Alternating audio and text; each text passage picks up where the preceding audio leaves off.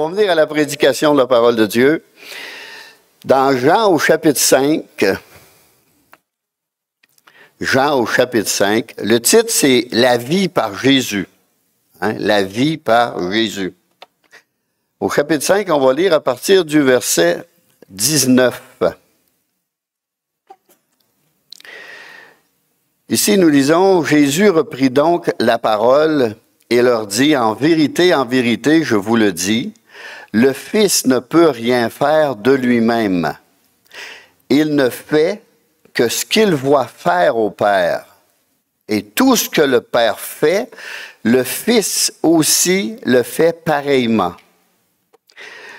Car le Père aime le Fils et lui montre tout ce qu'il fait. Et il lui montrera des œuvres plus grandes que celles-ci, parce qu'ici, il venait de guérir un homme à la piscine. Des œuvres plus grandes que celles-ci, afin que vous soyez dans l'étonnement. Car comme le Père ressuscite les morts et donne la vie, ainsi le Fils donne la vie à qui il veut. Le Père ne juge personne, mais il a remis tout jugement au Fils, afin que tous honorent le Fils comme il honore le Père. Celui qui n'honore pas le Fils n'honore pas le Père qui l'a envoyé. Amen. Seigneur, peux-tu nous parler par ta parole? Peux-tu la rendre vivante? Peux-tu mettre la lumière en nous, Seigneur, dans notre esprit, dans notre intelligence et dans notre cœur, afin qu'on puisse comprendre ce que tu veux nous communiquer ce matin, ce que tu veux nous dire dans le passage que nous avons lu, Seigneur, que nous allons étudier ensemble. Dans le nom de Jésus, je prie. Amen. Alors, au verset 21, « Ainsi, le Fils donne la vie à qui il veut. » Si Jésus n'était qu'un simple homme, il ne pourrait donner la vie à qui que ce soit. On va aller dans Éphésiens, chapitre 2. On va lire le verset 4 et 5. « Mais Dieu, qui est riche en miséricorde, à cause du grand amour dont il nous a aimés, nous qui étions morts par nos offenses, nous a rendus à la vie avec Christ.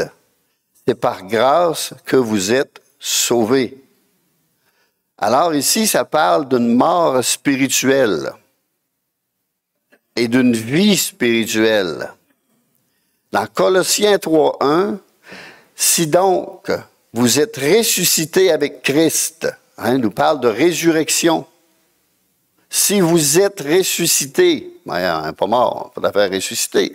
Mais si on est mort spirituellement, il faut ressusciter spirituellement. Dans Jean 5:24, il est passé de la mort à la vie. Moi, je suis passé de la mort spirituelle à la vie spirituelle. Avant, j'étais mort. Alors, êtes-vous passé de la mort à la vie? C'est une question qu'on doit se poser. Est-ce que je suis vraiment passé de la mort à la vie? Seigneur, c'est quoi cette vie-là? Hein? Mort dans nos offenses et dans nos péchés. Nous vivions séparés de Dieu, loin de lui. Aucune foi en lui, aucune foi en sa parole. On ne répondait même pas à l'appel de son amour. Et nous ne ressentions aucun besoin de sa grâce pour nous. Pour la plupart, même insensibles aux choses spirituelles et célestes. Nous vivions seulement pour les choses de cette terre, les choses de ce monde. Dans Jean 17:2, tu lui as donné le pouvoir sur toute chair, afin qu'il accorde la vie éternelle à tous ceux que tu lui as donnés. Et au verset 3, « Or, la vie éternelle, c'est qu'ils te connaissent, toi, le vrai Dieu, et celui que tu as envoyé, qui est Jésus-Christ. C'est important.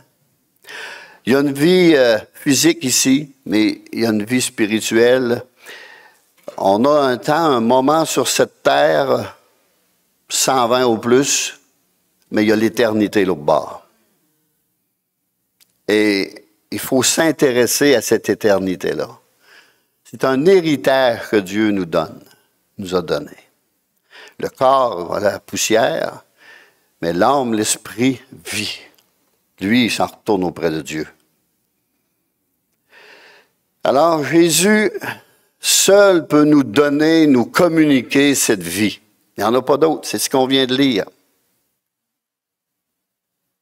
C'est vivre dans une communion de plus en plus croissante avec le Père, le Fils et le Saint-Esprit. Mes brebis entendent ma voix. Je les connais et elles me suivent, dit le Seigneur. Alors, est-ce qu'on est vraiment une brebis de Dieu? C'est plein de questions qu'il faut se poser quand on lit la parole de Dieu. Je leur donne la vie éternelle. Et elles ne périront jamais, et personne ne les ravira de ma main. C'est puissant, ça.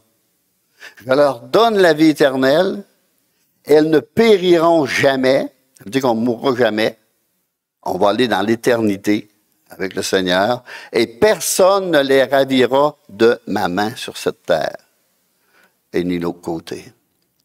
Moi et mon Père, nous sommes un. Dans Jean 10, je vous encourage à lire à la maison l'évangile de Jean. Jean nous révèle qui est Jésus. Jean 10 au verset 27. Mes brebis entendent ma voix. Je les connais et elles me suivent. Je leur donne la vie éternelle et elles ne périront jamais et personne ne les ravira de ma main. Mon Père, qui me les a donnés, est plus grand que moi et personne ne peut les ravir de ma main, de la main de mon Père. Moi et le Père, nous sommes un. Celui qui a vu Jésus, nous dit un peu plus loin, a vu Dieu. Par les œuvres qu'il a faites, par les œuvres qu'il a accomplies. Jean 5, 26, car le Père a la vie en lui-même. Ainsi, il a donné au Fils d'avoir la vie en lui-même. Jésus est capable de nous communiquer cette vie spirituelle, cette vie réelle. Ce verset explique comment nous pouvons recevoir la vie de la part de Jésus-Christ. Tout comme le Père est la source et le donateur de la vie, ainsi il a décidé que le Fils aurait aussi la vie en lui-même et pourrait la communiquer à qui que ce soit. En d'autres mots, à tous ceux qui en veulent. Je veux de cette vie, Seigneur. Je veux te communiquer avec toi. Je veux que cette vie soit réelle en moi. Et laissez-moi vous dire que quand il met sa vie, on le sait. On devient vivant. On le sait. De mort qu'on était. Hein? Mais là, on devient vivant. On sait qu'on est vivant. On sait qu'on est ressuscité avec lui spirituellement. Cette affirmation constitue une preuve de la divinité de Christ et de son égalité avec le Père. On fait un. Ils possèdent la vie en eux de toute éternité. Dans Jean 5, 18, les Juifs cherchaient à le faire mourir, non seulement parce qu'il violait le sabbat, mais parce qu'il appelait Dieu son Père. Dieu son propre Père, se faisant lui-même égal à Dieu. Quelque chose. C'est pour ça qu'il a été crucifié. Il se faisait égal à Dieu. On ne veut pas de lui. Dans Jean 5, je reviens là, verset 24, « en vérité, je vous le dis, celui qui écoute ma parole et qui croit à celui qui m'a envoyé a la vie éternelle et ne vient point en jugement, mais il est passé de la mort à la vie. Il ne vient point en jugement. » De quel jugement s'agit-il? Jean 5, 22. Le Père ne juge personne, mais il a remis tout jugement au Fils. Au verset 23, afin que tous honorent le Fils comme il honore le Père. Et ce jugement fait référence à la condamnation, la mort éternelle, l'enfer, si vous aimez mieux. Les croyants ne seront pas condamnés avec le monde. Dans 1 Corinthiens 11, verset 32, « Mais quand nous sommes jugés par Dieu, nous sommes châtiés par le Seigneur, afin que nous ne soyons pas condamnés avec le monde. » Dieu ne veut pas nous condamner avec le monde. Il va y avoir une condamnation éternelle, mes amis. Et le Seigneur est venu nous sauver de cette condamnation-là. Lorsque nous croyons, nous ne sommes plus condamnés. Nous ne serons plus jamais condamnés non plus. Car quiconque croit au Seigneur Jésus échappe au jugement de Dieu. C'est pour ça que c'est important de croire en Jésus-Christ. Il n'est pas venu pour le plaisir de venir. Il est venu pour accomplir une mission très importante. Le Seigneur a payé au calvaire le châtiment que méritaient nos péchés, nos erreurs, nos fautes, notre nature pécheresse. Dieu ne demandera pas 2 fois le paiement de cette dette. Christ l'a payé à notre place. Et cela est suffisant. C'est suffisant, ça suffit. C'était le paiement, puis ça a été payé. Maintenant, mon salut est gratuit. Il a achevé l'œuvre, et l'on ne peut rien ajouter à une œuvre achevée, mes amis. On n'ajoute rien à une œuvre achevée. C'est achevé, c'est fini, c'est terminé. Crois maintenant. Accepte ce sacrifice à la croix. Le châtiment qui nous donne la paix est tombé sur lui. Dans Isaïe 53, 5, nous lisons, « Mais il était blessé pour nos péchés, brisé pour nos iniquités. » Blessé pour nos péchés, brisé pour nos iniquités. Le châtiment qui nous donne la paix avec Dieu, et la paix dans l'âme, la paix dans l'esprit, est tombée sur lui. C'est Jésus qui a payé le prix. C'est lui qui nous apporte la paix éternelle. Quand on lit la parole de Dieu, là, on voit tout ça. On découvre tout cela, très bien expliqué. Alors, la paix intérieure à la place de l'angoisse ou du chagrin ou de la tristesse. C'est une paix et ce salut-là nous apporte une joie ineffable, mes amis. Inexplicable puis qui dure toujours. La joie de notre salut. La journée qu'on a été sauvés, que le Seigneur est venu dans mon cœur. Dieu s'est arrangé pour qu'on le sache. Quand il vient en nous, on le sait qu'il est là. On le sait. Je sais que je sais, a dit l'apôtre Paul. Convaincu. Dieu m'a convaincu. Une conviction profonde. Tout a changé. Tout change. Alors c'est une paix merveilleuse. Jean 5, 24. Mais il est passé de la mort à la vie.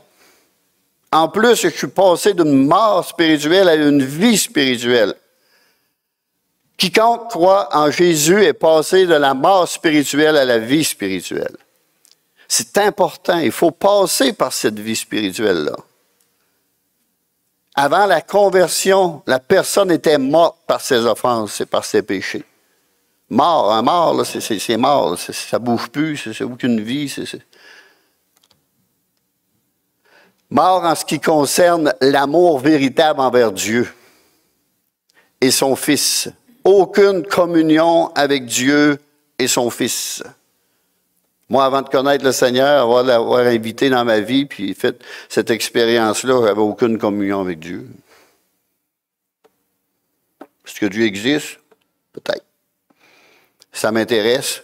Pas vraiment. Mais, c'est comme j'ai dit à des jeunes filles, un moment donné, je le témoignais, puis ils commencent à rire de moi, puis ils se moquaient, puis à l'école, puis ils savaient tout, là. Ouais. Tout ce qui devenait, puis une explosion qu'il y avait eu, là, quelque part, puis ça en fait du monde, ça. J'ai dit, là, qu'une fille, je te témoigne, tu trouves ça bien drôle, là. Il était 3, imaginez, là. À 3, là, il y avait le 2.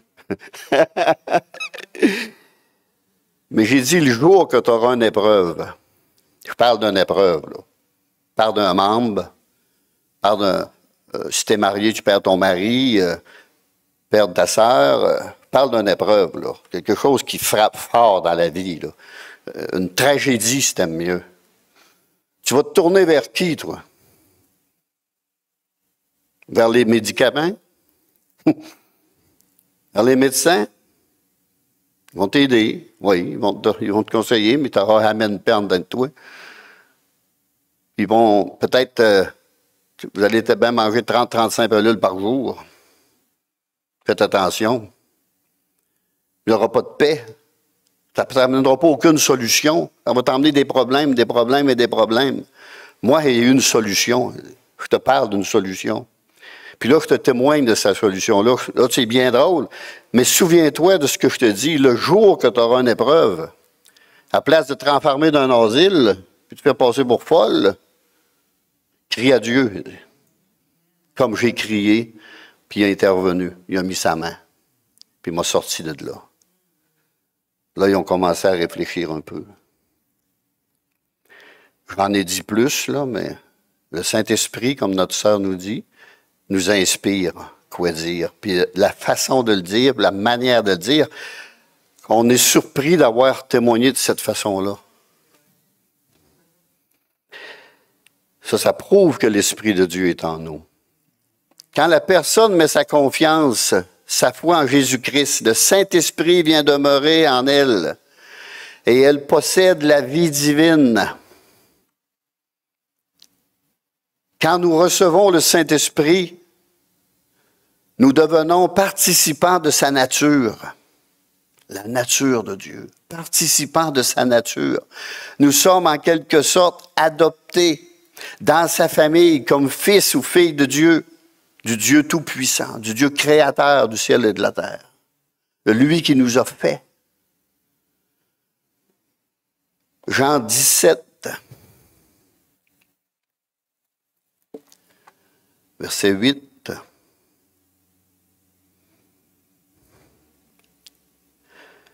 Car je leur ai donné les paroles que tu m'as données. Et ils les ont reçues. Et ils ont vraiment connu que je suis sorti de toi. Et ils ont cru que tu m'as envoyé. C'est ce qui se passe quand l'Esprit vient en nous. Je leur ai donné les paroles que tu m'as données. Dans Jean 12, 49, car je n'ai point parlé de moi-même, mais le Père qui m'a envoyé m'a prescrit lui-même ce que je dois dire et annoncer. On va aller dans Jean 14, verset 6.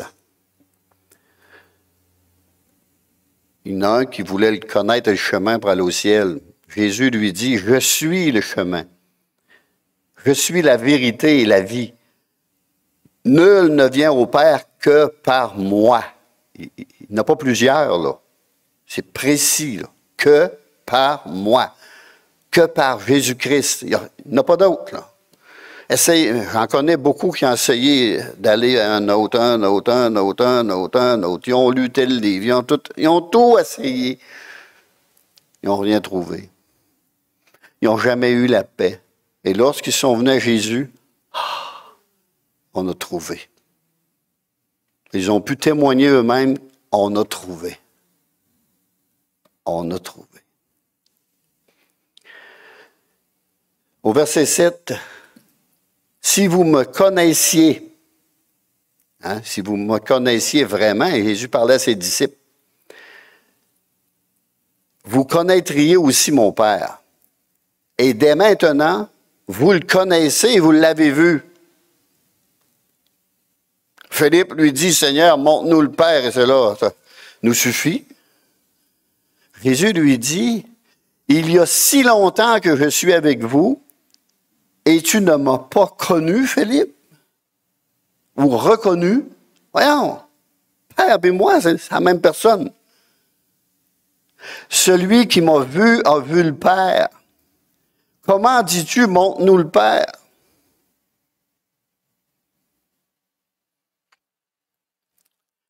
On va continuer à lire.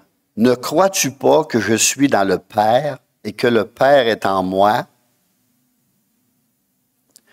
Les paroles que je vous dis, je ne les dis pas de moi-même, et le Père qui demeure en moi, c'est lui qui fait les œuvres.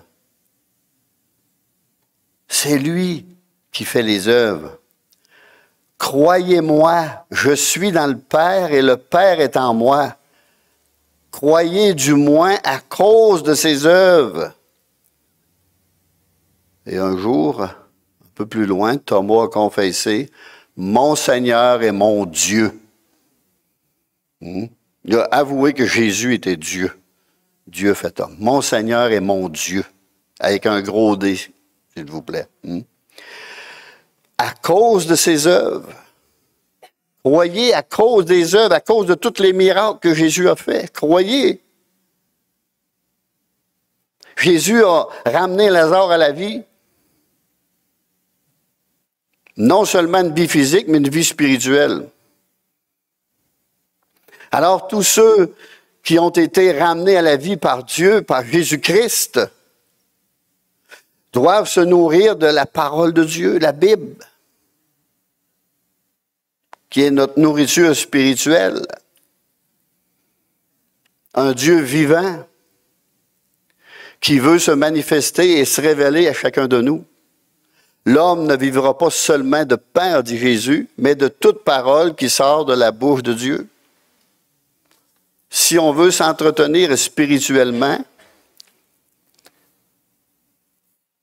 puis pas troubler, lisons la Bible. Étudions la Bible. Connaissons la parole de Dieu. C'est notre héritage. C'est un héritage que Dieu nous a laissé et c'est la vie éternelle. Vivre éternellement dans la présence de Dieu. Paul a été quelque temps. Il a été ravi. Il ne savait même plus si c'était dans son corps ou hors son corps. Mais il savait une chose. C'est que c'était merveilleux. C'était glorieux. Puis il a entendu des choses qu'il ne pouvait même pas. Il n'y avait même pas de mots. Puis il a vu des choses, il n'y avait même pas de mots pour décrire ce qu'il avait vu. Le langage n'était pas assez. Pourtant, même en français, on a un très bon langage en français. Mais les mots nous manquent encore pour exprimer ces choses-là. Jésus est lui-même la vérité par les paroles qu'il a prononcées. Moi et le Père, nous sommes un. Un par nature. La même nature.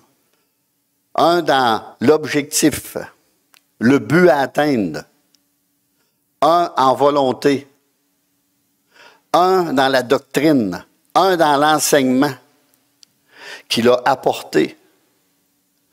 Un en acte et en vérité. Les paroles que je vous ai dites sont esprit et vie, a dit Jésus. Ces paroles-là sont esprit et vie. C'est spirituellement. Ça prend cette vie, mes amis. Ça prend cette vie spirituelle en moi, en nous, en chacun de nous. Vous savez, Dieu s'est fait homme. Moi, s'il voudrait parler à des fourmis, il faudrait que je deviendrais une fourmi. Mais Dieu est devenu fourmi pour nous.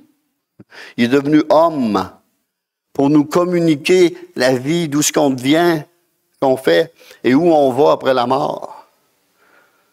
La Bible répond à ça. D'où je viens, qu'est-ce que je fais ici et où je vais après. C'est terrible d'être sur un lit de mort et pas savoir ce qu'on va.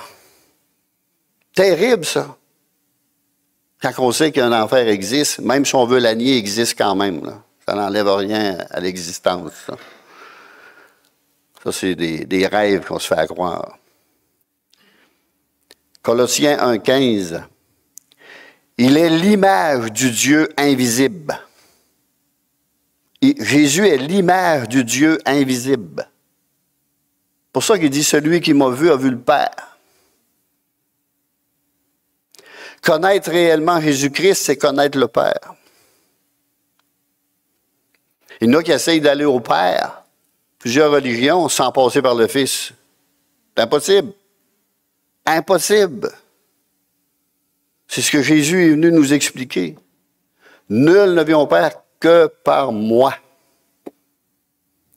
On est prêt à essayer n'importe quoi, n'importe qui, n'importe quel saint, n'importe quelle sainte, n'importe quelle forme de prière, n'importe quel statut des fois. Des fois, c'est carrément des êtres humains qui ont vécu, on se confie en eux. Maudit soit l'homme qui se confie dans l'homme et qui prend la chair pour son appui. C'est très clair dans la parole de Dieu. Tout sauf Jésus-Christ. Mais c'est lui seul. Je suis le chemin, un seul chemin.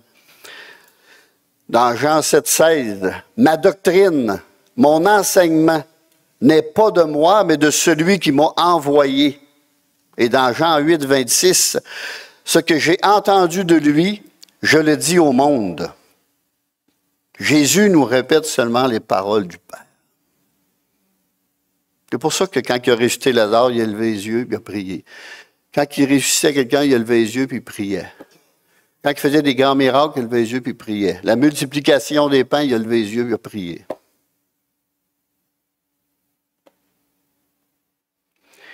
Lui et le Père ne sont qu'un. Mais il faut passer par Jésus. Dieu, pour nous parler, a passé par le Fils.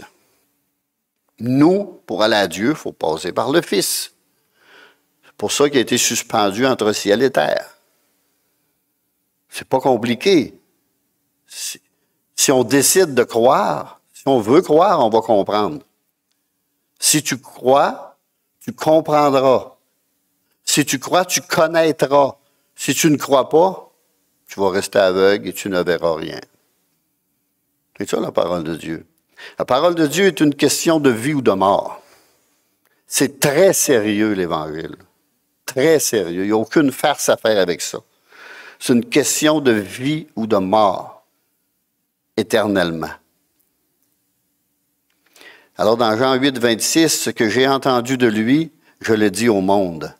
Alors, rejeter la parole de Christ, c'est rejeter le message du Dieu vivant, mes amis. Et Père éternel, le message qu'il apporte aux hommes, et périr dans le péché et dans l'ignorance. Dieu ne veut pas envoyer personne dans ces lieux de ténèbres. Il veut qu'on ait la connaissance de sa parole. C'est pour ça qu'il y a des Bibles. C'est la parole de Dieu. Éprouvée de tous côtés, de tous bords. Elle ne se contredit pas d'un couvert à l'autre. Quand on pense que ça s'est contredit, c'est parce qu'on ne la comprend pas. Ça prend une petite explication de quelqu'un qui est éclairé, puis comprend là. Tous les actes, les œuvres que Jésus a faites, aussi grandes et merveilleuses qu'elles soient, et ses paroles constituaient la manifestation de la grâce, de la puissance du Père agissant par le Fils.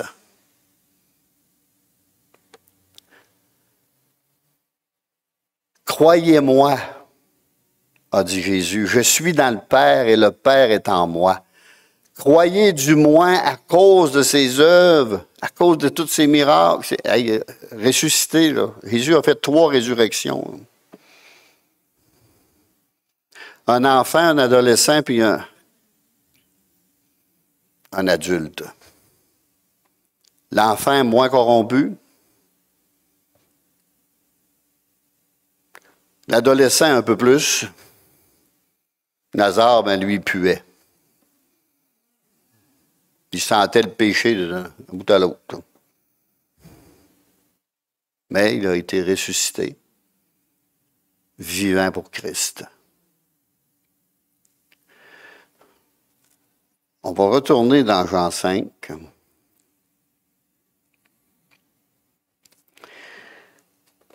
Puis on va relire le verset 19 à 23. Jésus reprit donc la parole et leur dit, en vérité, je vous le dis, le Fils ne peut rien faire de lui-même. Il ne fait que ce qu'il voit faire au Père. Et tout ce que le Père fait, le Fils aussi le fait pareillement. Car le Père aime le Fils et lui montre tout ce qu'il fait et lui montrera des œuvres plus grandes que celles-ci, afin que vous soyez dans l'étonnement. Ici, il avait guéri un malade, ça faisait 38 ans. Il était à la piscine, Siloé. Imaginez, les personnes étaient là. Il y avait plein de monde, là. Plein de monde à cette piscine-là.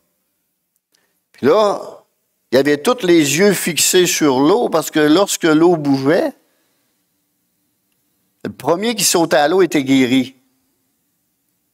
Mais Jésus était là, au milieu d'eux, qui guérissait toute maladie. Et il a parlé à un homme de 38 ans qui n'avait personne pour les jeter à l'eau. Jésus, prends ton lit, lève-toi et marche, si tu crois. Mais les autres avaient porté leur attention sur l'eau. Ils n'ont même pas vu Jésus. Ils n'ont rien entendu. Non, l'eau, c'est à bouche, je suis guéri. L'eau, c'est à bouche, je suis guéri. Mais s'il aurait viré les yeux vers Jésus, il aurait dit, « Ah, guéris-moi, Seigneur! » Non, Jésus n'a guéri un seul. C'était plein de monde. Plein, foule, mais les yeux n'étaient pas sur Jésus. Le regard était sur l'eau. Les yeux dans l'eau. Hein, il y en a un qui chante ça, là.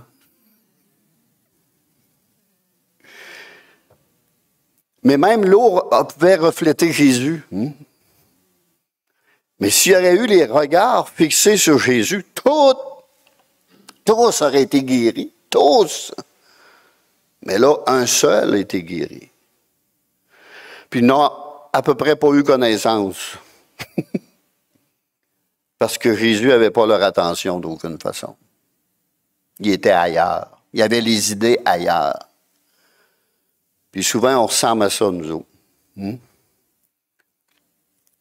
Alors, au verset 21, « Car comme le Père ressuscite les morts et donne la vie, ainsi le Fils donne la vie à qui il veut.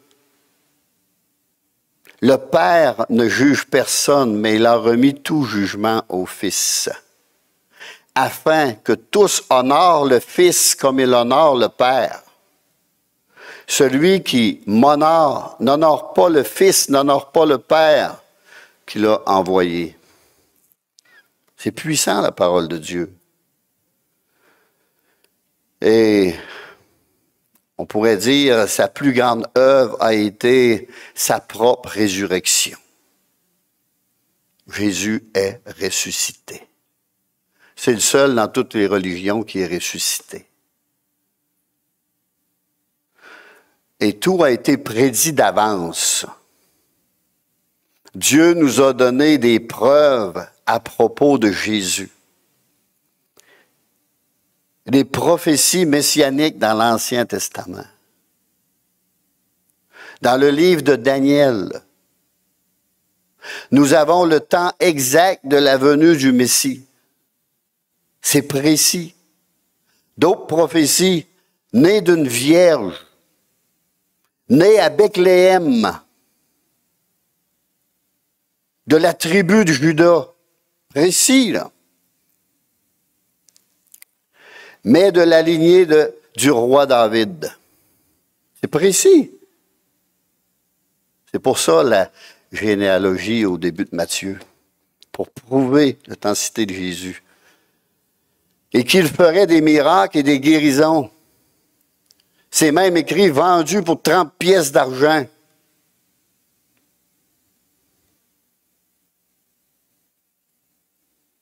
Puis cloué sur une croix.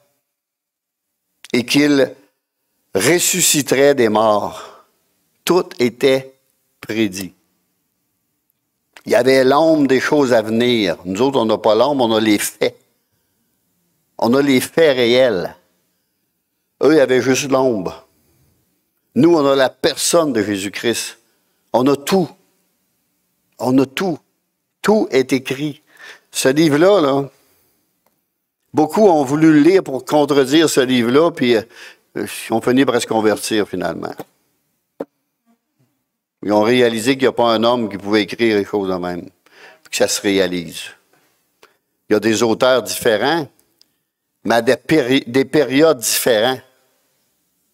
Aussi, des périodes différentes qui se sont même pas vues, puis se sont même pas connues, puis tout rentre un dans l'autre. Merveilleusement. Parfaitement. Voyons. Si c'est un homme qui a écrit la Bible. On voit tout de suite que c'est une puissance supérieure, une autorité supérieure, quelque chose de grand, d'immense.